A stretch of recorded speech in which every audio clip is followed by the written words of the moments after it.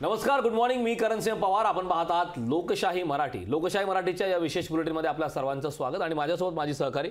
नमस्कार, मी फराह खान. तुम्ही पाहताय लोकशाही मराठी. सकाळचे 8 वाजता आहेत आणि वेळ झालेली आहे पेपरच्या बातम्यांची. आपल्या सगळ्यांना सवय असते सकाळी सकाळी पेपरच्या बातम्या वाचण्याची, हेडलाईन वाचण्याची आणि आपल्या अवतीभोवती नेमकं काय घडतंय ते जाणून घेण्याची. पण आजकालच्या धकाधकीच्या जीवनामध्ये ते शक्य होत नाही आणि त्यामुळेच लोकशाही मराठी घेऊन आला आहे पेपरच्या बातम्या, हे खास बुलेटिन आपल्या प्रेक्षकांसाठी. आणि आता सुद्धा आपण आघाडीच्या वर्तमानपत्रांमध्ये नेमक्या हेडलाईन्स काय आहे ते जाणून घेणार आहोत. कारण सगळ्यात आधी लोकसत्ताची हेडलाईन नेमकी काय आहे ती आपण बघूयात. पंतप्रधानांकडून मंत्र्यांचं बौद्धिक, मोदी 3.0 साठी आतापासूनच तयारी, अशी ही हेडलाईन आहे. लोकसभा निवडणूक येत्या काही दिवसांमध्ये होणार आहे. त्या पार्श्वभूमीवर ही बातमी. लोकसभा निवडणुकीची अधिसूचना निघण्याच्याही आधी भाजपला तिसऱ्यांदा सत्तेत येण्याचा ठाम विश्वास आहे. मोदी 3.0 मधील संकल्पित कामांचा पंतप्रधान मोदींनी रविवारी आढावा घेतला. सत्तेत आल्यानंतर पहिल्या 100 दिवसांमधील कृती आराखड्यावर मंत्रिपरिषदेमध्ये चर्चा झाल्याची माहिती आहे. काल बैठक झाली होती करण आणि त्याविषयीची ही बातमी आहे. मंत्रिमंडळाची कदाचित ही शेवटची बैठक म्हणावी लागेल लोकसभा निवडणुकीच्या आधीची आणि त्यामध्ये नेमकं काय झालंय त्याचा ब्यौरा या ठिकाणी आहे.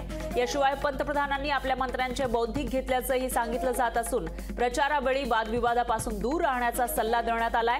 गेल्या महिन्यामध्ये केंद्रीय मंत्रिमंडळाच्या बैठकीमध्ये मोदींनी कॅबिनेट मंत्र्यांना 100 दिवसांचा कृती आराखडा सादर करण्याच्या सूचना केलेल्या होत्या आणि त्यामुळे आता या बैठकीमध्ये काय होणार याविषयीची उत्सुकता होती. तर मंत्रिपरिषदेच्या निमित्तानं त्यांनी पुन्हा विकासाच्या मुद्द्यालाच प्राधान्य दिल्याचं सांगितलं जात आहे. जे काही बैठकीमध्ये झालं आहे त्याविषयीचा हा ब्यौरा आहे.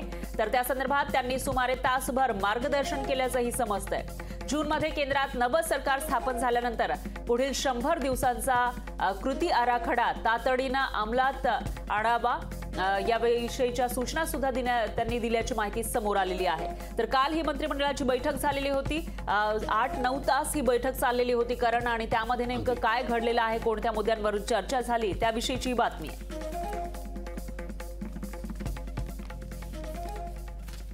नंतर पुढची बातमी आहे महाराष्ट्र टाइम्स मधली. चीनचा डाव निष्फळ, गुंतवणूक करार हाणून पाडण्यात भारताला अयश, अशी ही महत्वाची हेडलाईन आहे. एखाद्या देशाच्या आर्थिक विकासात योगदानाचे निमित्त पुढे करीत थेट गुंतवणूक करण्याची सुविधा मिळवण्याकरता विकासासाठी गुंतवणूक सुविधा करार घडून आणण्याचा चीनचा डाव हा भारताने हाणून पाडलाय. जागतिक व्यापार संघटनेच्या 13व्या मंत्रिपरिषदेत भारताने IFA विरोधात रान उठवले आणि दक्षिण आफ्रिकेला सोबत घेत या कराराला अंतिम स्वरूप येऊ दिले नाही. भारताचे हे या परिषदेतील मोठे यश मानले जाते. चीनने याबाबत ठराव मांडला होता. त्यासाठी 125 देशांचे म्हणजे 125 देशांचे पाठबळ जुळवले होते. हा ठराव मंजूर होऊन IFA हा करार अस्तित्वात आला असता तर कराराला समर्थन देणाऱ्या देशांना कोणत्याही देशात थेट गुंतवणूक करण्याचा मार्ग हा मोकळा झाला असता. त्यामुळे फरार चीनचा डाव हा निष्फळ ठरलाय. गुंतवणूक करार हा हाणून पाडण्यात भारताला यश आलंय. निश्चितच एक भारताच्या दृष्टीनं मोठी बातमी म्हणावी लागेल करण. आणि यानंतर पुढची हेडलाईन नेमकी काय आहे ते पण बघतोय. शिखर बँक घोटाळा, अजित पवार यांच्या सुटकेला ईडीचा विरोध, अशी ही हेडलाईन आहे. तर अजित पवार यांच्याविषयीची ही बातमी, सामनाची हेडलाईन आपण बघू शकतोय. शिखर बँक घोटाळा, याच्यामध्ये अजित पवार यांच्या सुटकेला ईडीचा विरोध असल्याचं कळत आहे. कोट्यावधी रुपयांच्या शिखर बँक घोटाळ्यामध्ये उपमुख्यमंत्री अजित पवार यांची सुटका होण्याची शक्यता धुसर बनली आहे. घोटाळ्याचा तपास गुंडाळण्याच्या आर्थिक गुन्हे शाखेच्या भूमिकेला ईडीनं विरोध केलाय. तर पोलिसांनी दाखल केलेल्या क्लोजर रिपोर्टवर ईडीनं आक्षेप घेतल्याची माहिती आहे आणि तीच बातमी सामनाची आहे. याबाबत विशेष सत्र न्यायालयामध्ये 5 मार्चला ईडीचा युक्तिवाद ऐकणार आहे. तर त्यामुळे अजित पवार यांना पुन्हा मोठा धक्का बसलाय. तर राष्ट्रवादी काँग्रेसपासून वेगळी चूल मांडून जे अजित पवार आहेत ते सत्तेमध्ये सामील झालेले आहेत. अजित पवार यांनी शिंदेंशी हात मिळवणी केली आणि 25,000 कोटी रुपयांच्या शिखर बँक घोटाळ्यामध्ये तपासामध्ये उलटी चक्र फिरलेली होती. तर अधिक तपासामध्ये काहीच हाती लागलं नाही असा निष्कर्ष काढून आर्थिक गुन्हे शाखेने अतिरिक्त क्लोजर रिपोर्ट दाखल केला आहे.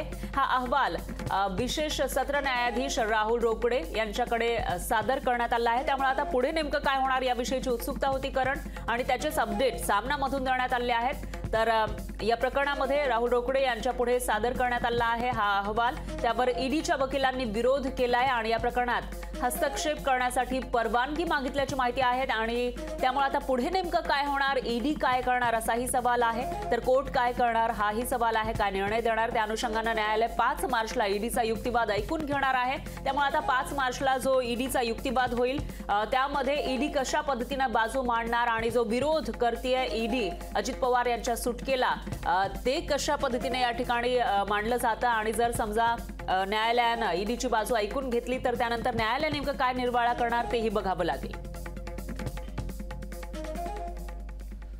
आता गुजरात समाचार या वृत्तपत्रातली महत्त्वाची बातमी पाकिस्तान संदर्भातली। पाकिस्तानचे पंतप्रधान आता शहबाज हे झाले, त्यांनी काश्मीरची तुलना पॅलेस्टाईनशी केलेली आहे। शहबाज यांचे विखारी भाषण देखील झालेलं आहे।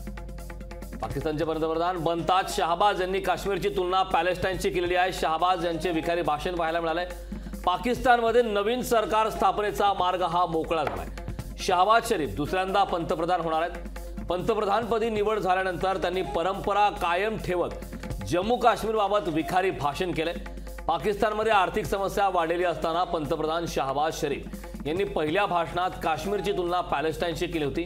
शहबाज शरीफ यांच्या पहिल्या भाषणामध्येच वाद निर्माण झालाय। या वक्तव्याचे पडसाद उमटायला लागले आहेत। या वक्तव्यावर भारताने मात्र तीव्र निषेध नोंदवलाय।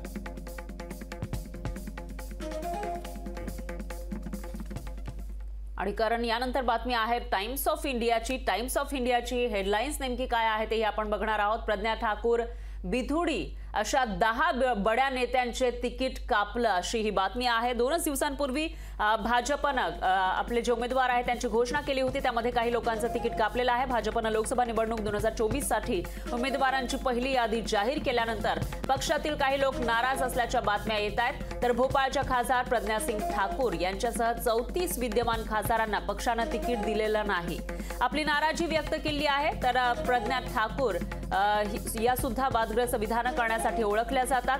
त्यांचे तिकीट का कापलं असं विचारलं असता ते म्हणाले, कदाचित मी काही जेव्हा प्रज्ञा ठाकूर यांना याविषयी विचारलं होतं तेव्हा त्या म्हणाल्या की कदाचित मी काही शब्द वापरले असतील जे मोदीजींना आवडले नसतील आणि त्यामुळे माझं तिकीट कापलं गेलं असावं असा अंदाज त्यांनी वर्तवलेला आहे। तर भाजपनं लोकसभा निवडणुकीसाठी 195 उमेदवारांची पहिली यादी जाहीर केल्यानंतर दुसऱ्याच दिवशी आसामची यादी पुन्हा जाहीर करून आपली चूक सुधारली आहे। तर दुसरीकडे भाजपनं काही वादग्रस्त खासदारांना या यादीतून वगळल्याचं पाहायला मिळतंय। कारण आणि तर भोजपुरी नेते पवन सिंग यांनी बंगालमधील जी उमेदवारी त्यांना जाहीर झालेली होती त्यातून माघार घेतल्याचं दिसतंय। आपण तिथे लढणार नाही असं सांगितलेलं आहे। बंगालमधील आसनसोल मतदारसंघातून निवडणूक लढण्यास त्यांनी नकार दिलाय।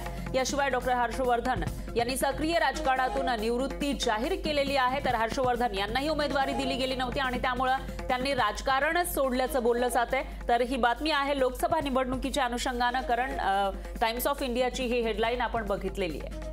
अगदी फराग, आगामी काळात या बाबतीत नेमक्या काय घडामोडी घडतात हे पाहणं उत्सुकतेचं असणार आहे। लोकशाही मराठी ऐका, पहा, जागरूक रहा।